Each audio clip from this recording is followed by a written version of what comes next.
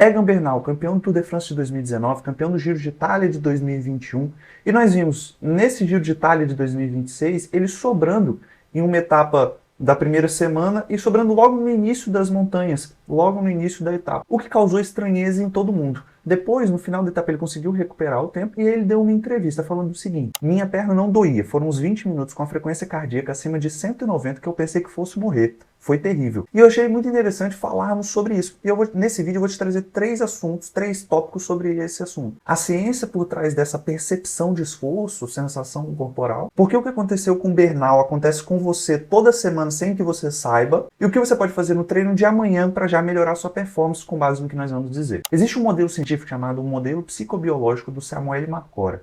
Por que eu estou citando ele? Ele é muito interessante porque antes desse modelo, vamos dizer assim, se entendia que quando o músculo falha é porque acabou o glicogênio, o lactato subiu e aí a parte periférica travou o fim. Você não tem mais o que fazer, simplesmente morreu, acabou a energia e acabou por isso mesmo. Só que esse modelo psicobiológico do Samuel Marcora trouxe o seguinte, uma nova vertente. Com base em diversos artigos, se mostrou que antes de você depletar o glicogênio, acabar seus estoques ali, a sua força muscular, o que acontece? Você primeiro, se você não tiver uma motivação para fazer força, você primeiro quebra aqui, na mente, antes do músculo. Como assim, Igor? Vamos supor o seguinte, você tem uma motivação que é terminar entre os 10 primeiros de um desafio, ok? Beleza. Isso é uma motivação e tanto. Então você concorda comigo que você vai fazer força para que você se mantenha nessa motivação? Agora imagina que você está ali disputando os 10 primeiros, ok. Agora imagina se você está em 20º, os 10 primeiros estão a mais de 20 minutos na sua frente. Você concorda comigo que a motivação vai ser, como assim, a motivação se foi? Porque você sabe que você não vai conseguir. E é a hora que você pode estar fazendo força, só que você não faz realmente a força que você pode, porque na sua mente você já não tem uma motivação que justifique o esforço que você esteja fazendo, que justifique o sofrimento que você esteja fazendo. E o detalhe é o seguinte, o Bernal, com toda a infraestrutura de uma equipe World Tour, médico, fisiologista, nutricionista, técnico, tomou uma decisão de diminuir o ritmo baseado na sensação, não em potência. O que isso significa para nós? Porque assim, se o sistema do nível mais tecnológico que existe no ciclismo, que é o World Tour, um atleta de ponta tomou uma decisão baseada em sensação, ou seja, ele respeita a sensação, por que um amador ainda trata a percepção de esforço ou outros detalhes como esse com achismo? O que pode ter acontecido com o Bernal é o que nós chamamos de drift cardíaco. Como assim? O drift cardíaco é basicamente o aumento contínuo dos batimentos para o mesmo esforço. Então vamos supor que você vai fazer 3 horas de pedal. Você vai ficar a 150 watts, 200 watts. Vamos colocar 150. Você vai ficar 150 o tempo todo. 150 para você seria a sua zona 2, vamos supor. Seria um ritmo bem leve, ok? Então é natural de que você, nessas 3 horas, você não precise oscilar a frequência cardíaca, porque você está mantendo o mesmo nível, um nível que é para você tranquilo, então sua frequência cardíaca tem que estar numa linha contínua, tanto igual, vamos dizer assim, à potência. Só que, às vezes, o que acontece?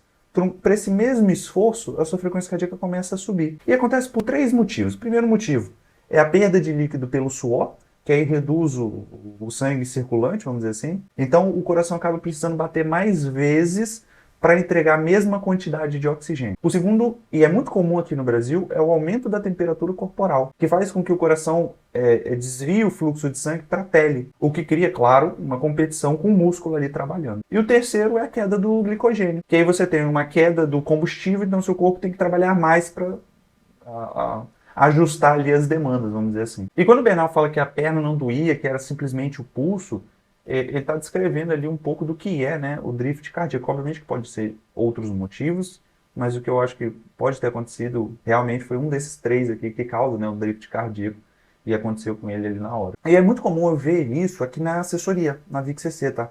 Então o assessorado manda uma mensagem dizendo assim: Igor, o VAT saiu, mas eu sofri demais. Beleza, sofri demais, tá ok. Você concorda que é a percepção de esforço versus a potência. Se a potência saiu, a percepção de esforço foi um pouquinho acima. Isso é um dado também. Então o treinador deve pegar e interpretar esse sofrer demais não como um desabafo, e sim como um dado bruto. E a gente pega esse dado bruto e pensa, o que nós vamos fazer com isso? Isso é algo esperado para aquele tipo de treino ou não? e aí vamos tomando as decisões, estruturando e prescrevendo o melhor treino para você, para que o assessorado possa evoluir e tudo mais. Então, é por isso que é sempre importante esse feedback, sabe? E eu separei alguns comentários num post que fala, né, sobre o que aconteceu com o Bernal e das pessoas falando o que pode ter acontecido. É muito interessante. Vamos analisar, porque aí, a partir do momento que eu analiso, eu já vou te passando para você um feedback do que pode ser, do que não pode ser, do que está correto ou não está correto, e vai ser bem interessante. Acho que nesse primeiro comentário é um comentário simples, mas muito legal, que ele fala assim, um de nós, um de nós. Parece assim, engraçado, né? Mas tem uma profundidade legal, assim, porque a fadiga, ela é democrática. Você sofre o mesmo que o Pogacar sofre, que o Vingegaard sofre, é o mesmo sofrimento. Obviamente que a diferença está na velocidade. Quando ele está sofrendo a 30 por hora numa subida, você vai estar sofrendo a 15 numa subida.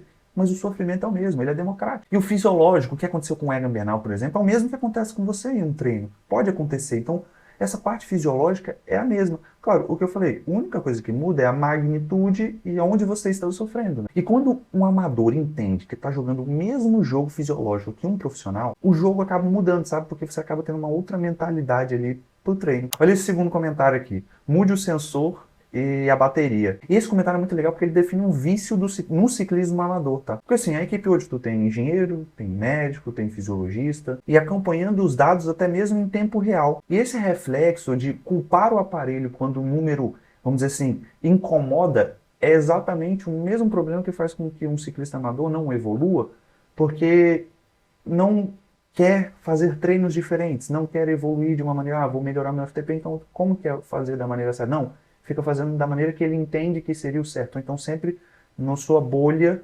de conforto, vamos dizer assim. E quando um dado como esse te confronta, vamos dizer assim, a primeira reação deve ser assim, tá, o que esse dado está dizendo? O que eu posso interpretar desse dado? Não simplesmente duvidar do dado, sabe? Olha esse terceiro comentário aqui, talvez seja o mais perigoso, que ele fala assim, ignore os dados, vai pelo feeling. Tá quase certo, assim. A sensação, a percepção de esforço também é um dado. Só que ninguém te ensina a calibrar, a entender como agir, a entender como interpretar essa percepção de esforço, entendeu? E aí quem treina só por feeling, Igor, tô nem aí pra frequência cardíaca, nem aí pra potência. Ok, sem problema algum, uma escolha sua. Mas quem treina só pela percepção de esforço, às vezes pode virar refém da sua própria cabeça quando você não tá num dia tão bom. Então, por exemplo, pode acontecer num dia que você está pouco motivado, num dia que está chovendo, você está sofrendo muito, você ignora, você não tem os outros dados, então você só vai pela percepção de esforço, e aí você fica refém da sua cabeça, né? Uma ansiedade, ou então você não está afim de fazer força. E quem treina só por watts e ignora o feeling, normalmente quebra antes da hora. Porque você fala assim, eu sei que eu vou produzir 300 watts, mas o seu feeling está assim, uma bosta. E faz parte, tá? Normalmente em inícios de etapa, é muito comum os atletas relatarem que, pô, isso não foi tão bom e tal, eu tava produzindo watts, mas eu não tava. E imagina se ele vai além do que pode e acaba quebrando. Isso é normal para quem só usa potência e acaba não confrontando isso com a percepção de esforço. Então, assim, qual seria o melhor cenário? Obviamente que é o conjunto. Os watts, potência, frequência cardíaca e percepção de esforço. Porque acaba sendo uma leitura mais real, sabe?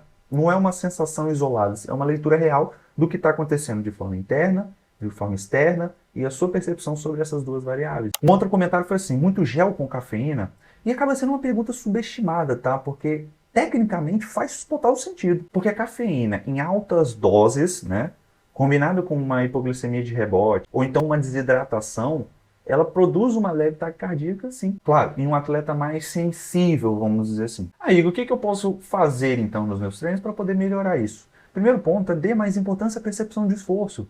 Então, assim, após terminar um treino, a plataforma que nós utilizamos aqui na VixCC é o TrainPix. Então, ele já te pergunta qual foi a sua percepção de treino, de 0 a 10, qual foi o esforço que você acha que você fez.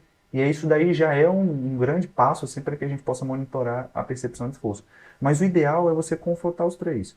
Potência, frequência cardíaca e a percepção de esforço. E na hora que você estiver fazendo, por exemplo, um intervalado, que você manteve ali, eu estou chutando números, tá? Estou dando um exemplo de números.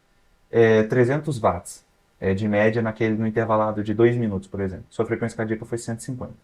É uma percepção de esforço 8. Só que, beleza, para um esforço ok. Agora imagine se você for fazer 10 esforços de 2 minutos, ou seja, em intensidade máxima. E 300 watts, 300, e todos você faça 300 watts. Só que a sua frequência cardíaca saiu de 150 e foi para 180 de média no último estímulo. Sua percepção de esforço saiu de 8 e foi para 10. Tá. O que esses dados significam para você? Como interpretar esses dados, entendeu? Então, eu acho que é sempre interessante você confrontar essas três variáveis e entender o que os dados querem dizer E é a partir desse ponto, pensar no próximo treino, para que o próximo treino seja um encaixe do que você acabou de fazer, entendeu? E a performance acaba sendo um quebra-cabeça, eu sempre digo isso. Porque, na verdade, você tem que encaixar uma peça na outra. Você vai lá, vamos montar a performance, vamos montar o quebra-cabeça, que é a sua performance. Uma peça tem que se encaixar na outra. Então, um treino tem que se encaixar no outro, sabe? E é o que eu sempre digo, a importância de um treinador. Porque você terceiriza esse pensamento para um treinador. Porque o treinador pensa acerca do seu treino, o que fazer, o que não fazer, onde o limite pode ser extrapolado, onde não pode.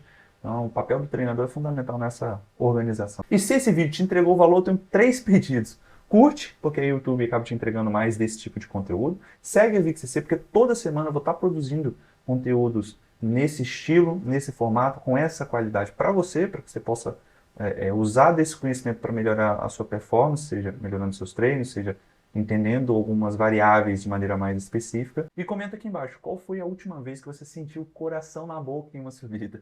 Era isso, e obrigado por assistir o vídeo até aqui, e até a próxima. Um abraço e bons treinos.